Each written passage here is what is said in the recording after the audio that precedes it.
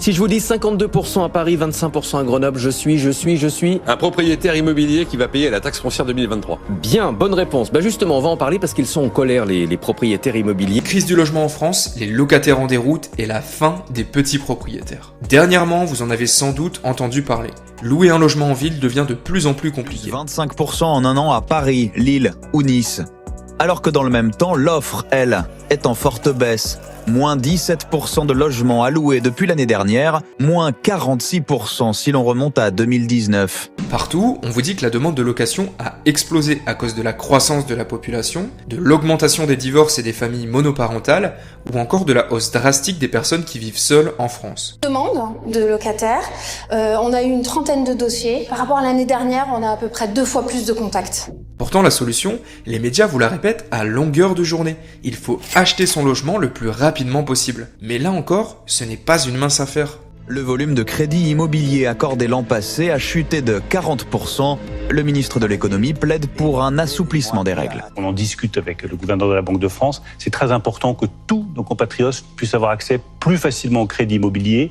Ça devient de plus en plus difficile. Car comme vous le savez maintenant, les banques prêtent de moins en moins et les taux d'intérêt sont au plus haut depuis 10 ans. C'est simple, un crédit sur 2 serait actuellement refusé par les banques. La conséquence, beaucoup de Français sont contraints de reporter leur projet d'achat, ce qui vient ralentir le nombre de transactions annuelles dans le pays, qui va probablement et symboliquement chuter sous la barre du million. Mais si l'on y réfléchit bien, que vont faire la plupart des Français qui ont vu leur demande de crédit refusée? Et beaucoup d'entre eux seront forcés de rester locataires quelques années supplémentaires. La France est l'un des pays d'Europe où le nombre de logements rapporté au nombre d'habitants est le plus élevé. Et pour tout vous dire, la France contient même plus de logements que de ménages. Comment se fait-il alors que même les classes moyennes ont du mal à se loger? 9 mois déjà que Logan Haddad enchaîne les visites. À 29 ans, ce directeur marketing en CDI cherche désespérément un studio à louer. Et la question que tout le monde se pose ici, c'est où sont passés tous ces logements? Parce qu'en y réfléchissant bien, on ne devrait pas parler ici d'une pénurie de logements, mais plutôt d'une pénurie d'offres locatives. Sauf que tout ça, ce n'est pas vraiment une bonne nouvelle. Dramatique, car ce qui est en train de se produire n'est que le résultat d'une crise sociale et économique qui balaye le pays. Et les écarts de richesse n'ont jamais été aussi importants. Tout ça, c'est un tournant majeur de ces 15 dernières années, avec une classe moyenne qui est en train de se disloquer en 2 parties, les nouveaux pauvres et les nouveaux riches. Et dans un monde où les règles du jeu sont dictées par le capitalisme, les plus forts ont tout intérêt à garder les cartes en main. Car si vous ne comprenez pas les règles du jeu, vous pourriez bientôt être laissé sur le côté. Pour illustrer tout ça, il suffit de jeter un œil sur ce petit ratio. Dans les années 60, la part du logement dans le budget des Français était de 9% en moyenne. Aujourd'hui, elle est de 23% et atteint même les 46% pour les primo-accédants, soit presque la moitié de leur budget. Et c'est bien pour ça qu'on retrouve en 2023 des Français qui n'ont d'autre choix que d'habiter dans un mobil-home. André et Bénédicte ont cherché une maison pendant 2 ans, en vain. Alors cette coiffeuse et cet ancien cheminot ont opté pour ce bungalow haut de gamme. Bon, pour compenser cet écart grandissant entre les classes, le pays a longtemps construit encore et toujours plus de logements. Mais avec l'inflation record que nous subissons, le marché de la construction se retrouve pris à la gorge. On a décidé pendant 6 mois même d'arrêter les ouvertures de chantier. Ah oui. Les matières premières avaient explosé et on n'arrivait plus à rentrer dans nos budgets. Donc pendant on peut pas entamer 6 mois, les chantiers. Impossible. On n'a pas eu de permis de construire pendant des années. Ouais.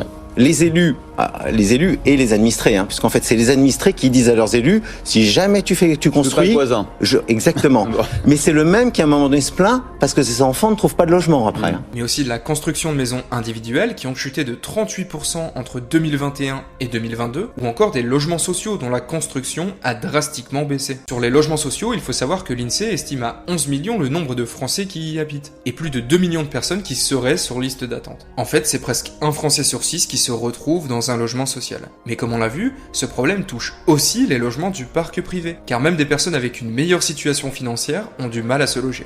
D'un côté, on a le propriétaire qui crée une offre sur le marché, il achète un logement, fait des travaux, entretient le parc immobilier et paye des impôts, et de l'autre, le locataire apporte la demande. Il souhaite habiter le logement et paye un loyer pour occuper les lieux. On possède qu'un ou deux, et qui sont comme la plupart d'entre nous de simples particuliers. Pourtant, ils sont loin d'être épargnés et croulent sous les contraintes légales et fiscales comme l'augmentation récente de la taxe foncière. Si je vous dis 52% à Paris, 25% à Grenoble, je suis...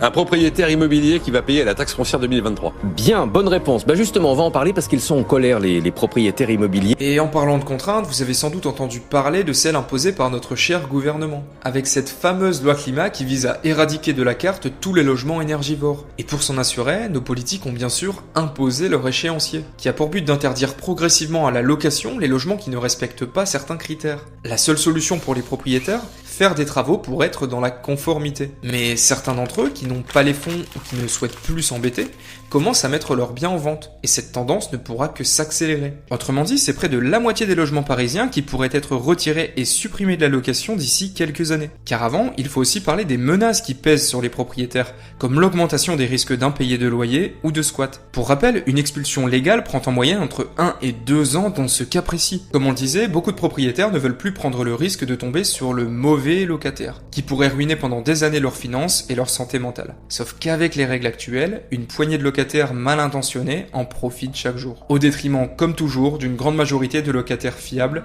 et sérieux. Par exemple, il n'est pas rare de voir une demande de location refusée si le candidat gagne très bien sa vie mais n'aurait par exemple pas de CDI. Car c'est bien connu, ce petit bout de papier reste en France le grand symbole de la stabilité, de la sécurité de l'emploi. Mais en réalité, cela va totalement à l'encontre de l'évolution de la société, comme par exemple les nouvelles normes de travail qui s'orientent de plus en plus vers l'entrepreneuriat, les emplois court terme ou la nomadisation. Mais avec un gouvernement qui complexifie les choses d'année en année, qui prend des décisions très contestées à la barbe de tous.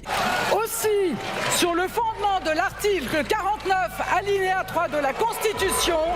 Et tout ça, c'est aussi la raison pour laquelle de plus en plus de propriétaires se tournent vers la location dite Airbnb. Car au-delà de la rentabilité, elle permet surtout de s'alléger de beaucoup de contraintes, comme des travaux non prévus à réaliser rapidement. Aussi, fini les dossiers de location de plusieurs dizaines de pages, ou encore les risques de squat ou d'impayés de loyer. Sur le papier, c'était plus simple pour beaucoup de propriétaires. Mais le problème, c'est que tout ça vient créer des clans sur fond de guerre du logement. Associations, hôtels, collectivités locales, tout le monde veut imposer son mot dans la bataille. Airbnb ne fait que mettre en évidence les failles et l'obsolescence de notre modèle rigide de location classique. Autrement dit, s'en prendre à Airbnb, c'est juste un moyen d'éviter de remettre notre système en cause et d'affronter la réalité. Sauf qu'une fois de plus, nos politiques décident de regarder au mauvais endroit. Et plutôt que de rendre plus attractif notre système de location classique, ils ont décidé d'opter pour la facilité et d'imposer à nouveau leurs contraintes. Plutôt aberrant quand on sait que le nombre d'annonces Airbnb varie entre 500 et 600 000 en France, soit à peine 1,5% du nombre total de logements. Mais sur Paris par exemple, on décompte sur ce site spécialisé 25 000 logements actifs sur Airbnb, ce qui représente environ 3% des logements de la capitale. Sauf que rappelez-vous du chiffre de tout à l'heure, où l'on a vu que 45% des logements parisiens pourraient être rayés de la carte, à cause d'une seule loi qui n'avait visiblement pas pris en compte cette problématique. Car pour rappel, sur Paris, c'est 700 000 logements qui sont occupés en location. À tout ça, il ne faut pas oublier d'ajouter les 114 000 qui sont considérés comme vacants. Autrement dit, à Paris, il y aurait 4 à 5 fois plus de logements vacants que d'Airbnb. En France, on compterait environ 3 millions de logements qui ne seraient pas habités. On pourrait se dire que ça pourrait être l'État. Donc si ce n'est pas l'État, est-ce que les banques pourraient être les grandes perdantes? Car il faut le reconnaître, ces dernières ne ferment pas le crédit immobilier pour le plaisir. Mais ce qu'il faut savoir, c'est qu'elles bénéficient de nombreux produits qui leur permettront dans tous les cas de se rémunérer. Rapport officiel, les grands groupes bancaires français auraient dernièrement réalisé des revenus records les plus élevés de ces 10 dernières années.